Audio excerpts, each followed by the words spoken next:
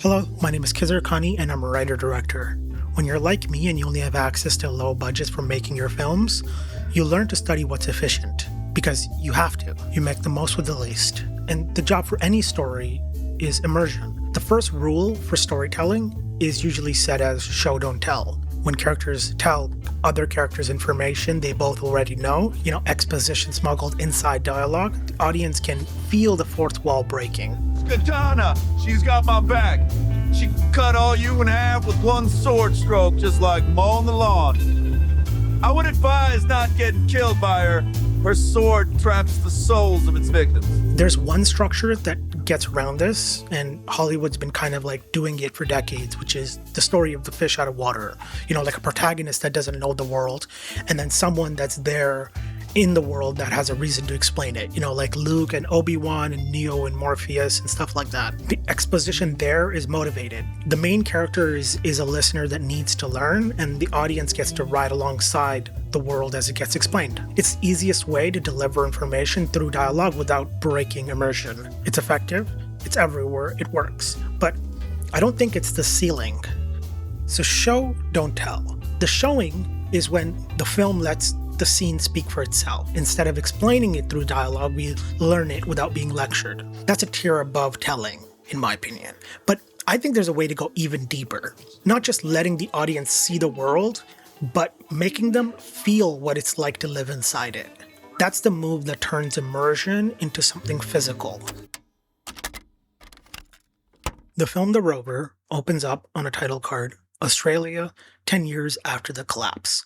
No date, no cause, no political backdrop. The film flips the convention of the opening text, something that normally exists to inform, and uses it to refuse information. The screenplay, however, didn't open that way. The draft actually has a different title card. It says, Australia, sometime set in the future. And it's alongside a voiceover from Eric explaining that the world has become incomprehensible to him and explaining somewhere of how he feels, in a sense. But somewhere between the page and the script, the filmmakers chose to cut it. When you read the two back-to-back, the script feels a lot more generic future dystopia. The protagonist is already kind of explaining how to feel, and by the time the film starts, the audience has been handed an interpretation. 10 years after the collapse does the opposite. Because there's 100 different kinds of collapses. It depends on what the audience really brings to them. Economic, climate, nuclear, pandemic, political. The film refuses to specify, and each viewer interprets the title card through their own anxiety. The card becomes like a mirror. The audience finishes reading it and then is sitting in the world they built themselves. The world that is built more vividly than anything the filmmakers could have shown them. And right after that, we open up on Eric sitting in the car. And every person watching has been through this moment where a fly is right around, it's like, touching your face, and there's a reflex to swat it. It's instinctual. Your body almost does it before your mind decides to. So when the camera holds and the fly lands on Eric and he does nothing, your body is trying to do something the character's refusing to. There's a physical mismatch between you, the audience, and the main character within the first moments of the film. That is an emotional reaction. That's a visceral moment, the desire to flinch, and in that flinch, you've learned something the film's never said. Whatever this man has lived through has burned that reflex out of him. That emotional reaction is what we're discussing here. It's the feel over the show. The film hasn't shown you anything about the world yet. It's just shown you a man who's stopped flinching. And your body, which won't stop flinching, has understood everything you need to know about what this world's like. That's world building through feel. What's going on with you, brother?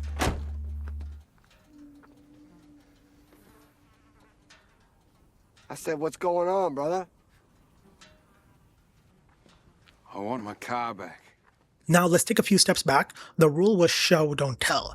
People can interpret that as dialogue is bad. However, dialogue can be an incredible tool for world building if done right.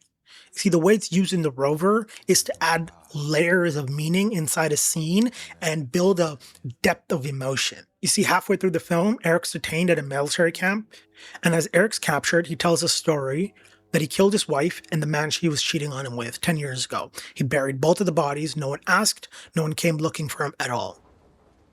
I murdered my wife.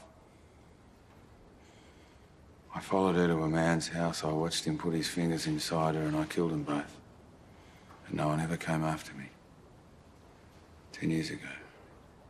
I never had to explain myself. I never had to lie to anyone. I never had to run and hide. I just buried him in a hole and I went home. And no one ever came after me. And that hurt me more than getting my heart broken. Knowing it didn't matter.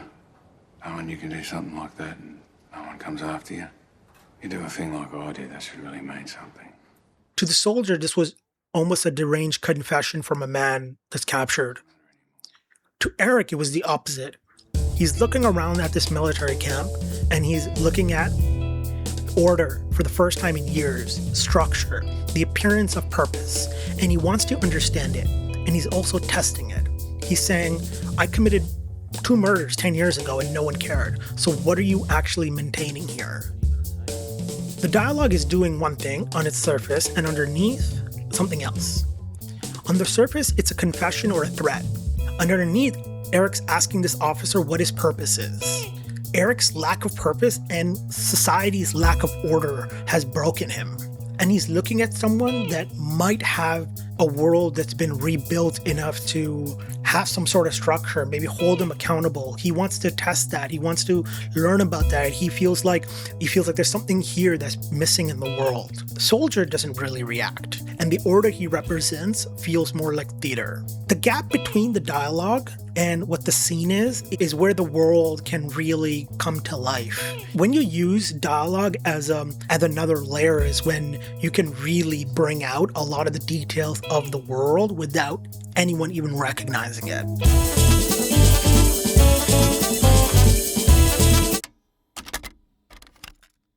Where the Rover withholds on opening, The Children of Men does the opposite. The film opens on a news report. On its face, that's telling. A literal news anchor explaining the political situation. The youngest person on Earth has just died. The world is mourning. But the filmmakers aren't using the news report to deliver information. They're using it to deliver the feeling of the world, where people are clinging onto hope to fight a world of chaos. As the news is told, Theo grabs his coffee, walks outside, and an explosion goes off behind him.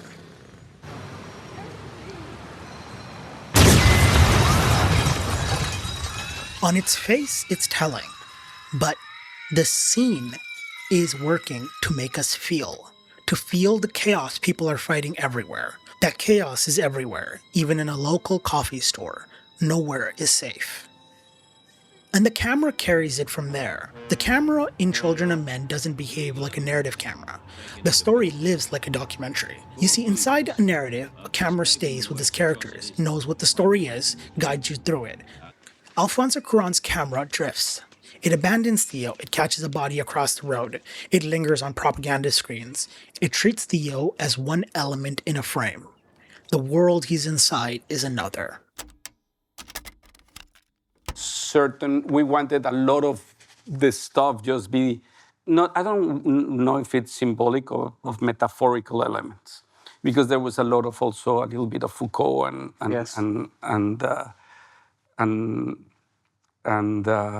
echo in the process. So as we were doing that, it was about engaging the two stories. You know, the foreground and the background. Foreground and background story. So making one and the same. By the camera acting like a documentary, it becomes a character, and the audience's brain processes the way it processes documentary footage, as captured rather than composed. The world becomes something the camera is witnessing, not constructing. I want to bring up another moment the camera does it again, where it specifically shifts over to a mom crying on the side of the street. That feels emotionally driven. A way to simply just show this moment would be a shot of Theo and then a shot of the mom crying. That would show you without telling you. But the way the film does it is by treating it like a documentary. You make the audience feel the moment because they would want to look at the mom crying. As a result, this moment now stops feeling like a science fiction film you're watching, and it feels like a war-torn country you're experiencing. The camera gives equal weight to the world around it as it does the characters in their journey. And as a result, we get to feel the world as the characters do.